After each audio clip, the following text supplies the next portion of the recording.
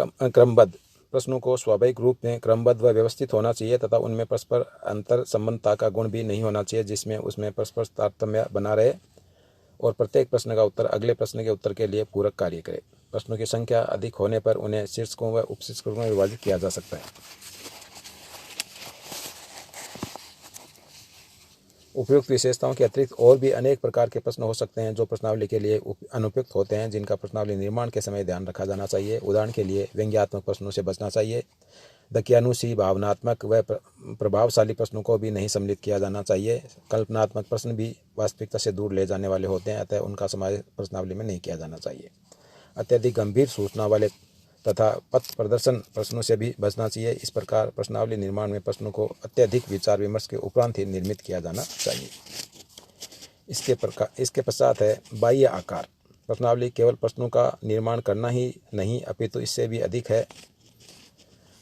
बाह्य आकार वास्तव में प्रश्नावली की सफलता उसकी भौतिक बनावट पर भी निर्भर करती है। प्रश्नावली भरते समय अनुसंधानकर्ता वहां उपस्थित नहीं होता, अतः सूचनादाता का ध्यान आकृष्ट करने के उद्देश्य से प्रश्नावली की बाह्य आकृति जैसे उसका आकार, कागज की छपाई, रंग रूप आदि पर भी ध्यान दिया जाना चाहिए।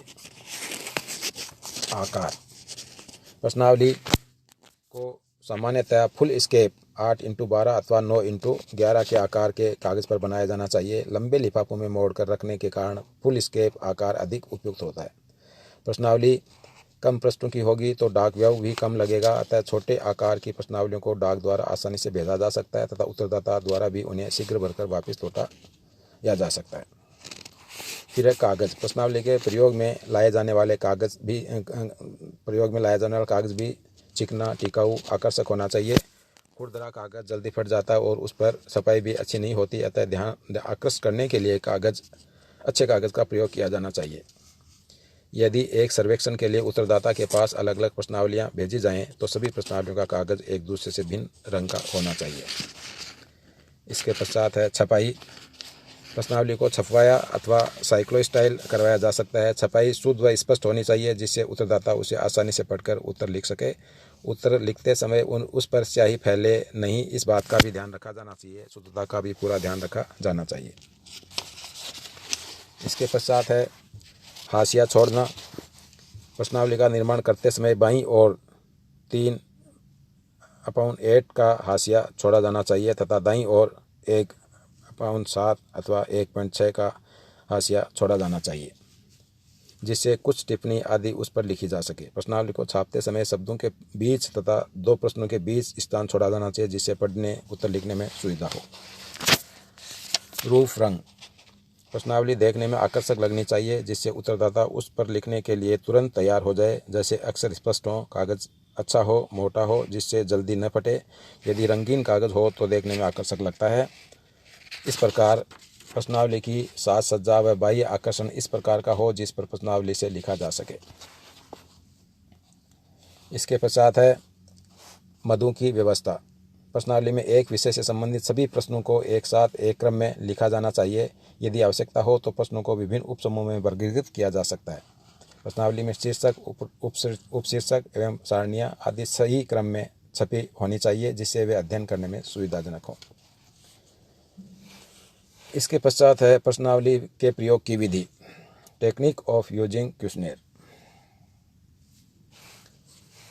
तो प्रश्नावली प्रयोग की विधि में 4 प्रमुख बातें हैं। सबसे पहला है पूर्व परीक्षण। प्रश्नावली का निर्माण हो जाने के पश्चात तथा डाक द्वारा इसे भेजने के पूर्व इसकी जांच एक छोटे निदर्शन को मानकर कर लेनी चाहिए जिससे इसके संबंध में किसी प्रकार के संदेह की स्थिति नहीं रहे।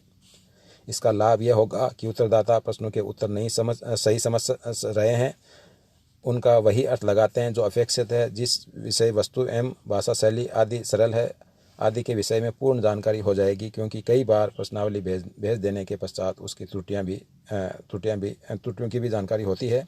अतः इन सब कारणों से अच्छा है कि प्रश्नावली की पूर्व जांच कर ली जाए।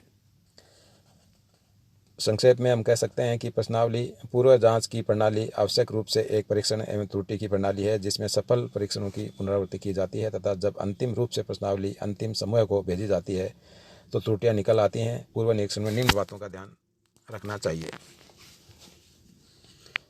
पहला है परीक्षण प्रणाली वास्तविक प्रणाली से पूर्णतया मिलती जुलती होनी चाहिए। दूसरा है, इसे समग्र के प्रतिनिधियों अथवा निर्देशन समूह के सदस्यों को भेजा गया हो, इसे कम संख्या में छपाया गया हो, निर्देशन समूह के उत्तरों एवं कठिनाइयों के आधार पर इसमें सुधार किया गया हो। यदि इसमें अधिक परिवर्तन किए गए हैं तो उसका पूर्व परीक्षण कर लिया जाना चाहिए। इस परीक्षण में उत्तरदाताओं की उत्तर देने की क्षमता, उत्सुकता, निरूपता का भी बोध हो जाता है। जहाँ कहीं प्रश्नों के उत्तर नहीं दिए गए हों उनका अध्ययन किया जा सकता है तथा उससे प्रश्नों की असंबद्धता व अनावश्यकता की भी परीक्षा की जा सकती है। पूर्व परीक्षण की उपयोगिता। संक्षेप में पूर्व परीक्षण की उपयोगिता को निम्न प्रकार से स्पष्ट किया जा सकता है। पूर्व परीक्षण के द्वारा ऐसे प्रश्नों की जानकारी हो जाएगी जिनके विषय में उत्तरदाता मैं नहीं जानता अथवा पता नहीं आदि लिखते हैं। इस कमी को उपयुक्त प्रश्न लिखकर दूर किया जा सकता है। दूसरा है, प्रश्नावली में कुछ अनावश्यक एवं असंबद्ध उत्तर लिखे हुए होते हैं जिनका कारण प्रश्नों का दोषपूर्ण निर्माण होता है। इस असंबद्ध उत्तरों के आधार पर प्रश्नों में सुधार किया जा सकता है।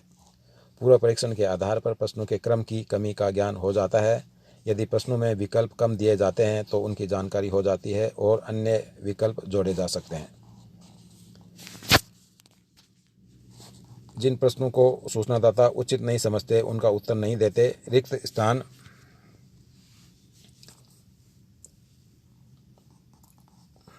छोड़ देते हैं, उनका पता आसानी से चल जाता है। इसमें सुधार किए जा सकते हैं। उत्तरदाता की योग्यता और उत्सुकता का ज्ञान हो जाता है। इससे प्रश्नावली की विश्वसनीयता व प्रामाणिकता में वृद्धि हो जाती है। ऐसे प्रश्नों की जानकारी हो जाती है जो अनावश्यक आलोचनाओं वाले होते हैं। इस प्रकार के पूर्व परीक्षण से अनेक आवश्यक तथ्यों की जानकारी हो जाती है। गुडे और हेड का कहना है कि 5% की दर से भी जिस प्रश्न को उत्तरदाता इनकार कर दें उन प्रश्नों का पुनः अध्ययन आवश्यक है।